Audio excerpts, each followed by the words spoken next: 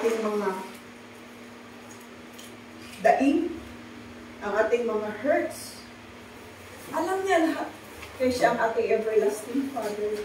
Kung natandaan natin yung prayer meeting, Our Father who art in heaven. Masarap. Ama, nasa langit. Ang Diyos natin ay hindi bingi, hindi bulag, na naririnig niya ang ating mga hinaing.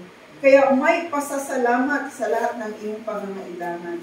At anong bunga nito? Ang kapayapaan ng Diyos na di kayang arukin na kaisipan ng sinuman ang siyang mag-iingat sa inyong puso sa pag-iisip kay Kristo Jesus. So, importante ng ating thoughts, ang ating isipan. Kaya sabi doon, na ipako, dito, ano translation dito? Sa aking pagtatapos, mga kapatid, ito ang payo ko. Ipako, pag sinabing ipako, talagang itusok, no? Saan? Sa inyong kaisipan, sa mga bagay na totoo.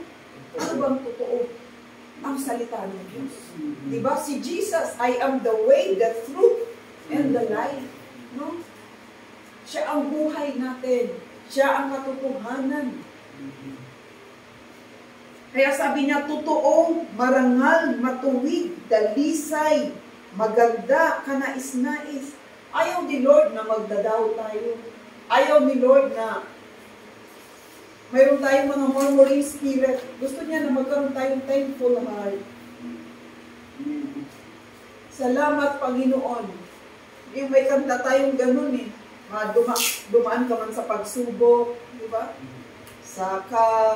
Ano yun? Sa kahirapan, yung kinanta doon sa peacemaker. Salamat to Diyos, Panginoon. Ano natin, ipagpasalamat sa mga pagsubok man, sa mga kasaganaan man. Kaya sabi niya dito, ni Pablo, kahit hindi natin, sa chapter 4 din ng Philippians, sabi niya, hindi ko sinasabi ito dahil kinapos ako, sapagkat natutunan ko ng masiyahan, sa verse 11, maging ako'y nagpapasasa o ginagahol.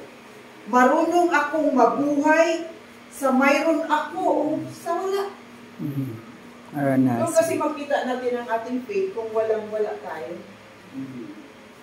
Kung nasa kagipitan tayo, nasa trials, doon matest kung anong nilalaman ng ating puso, anong nilalaman ng ating isip.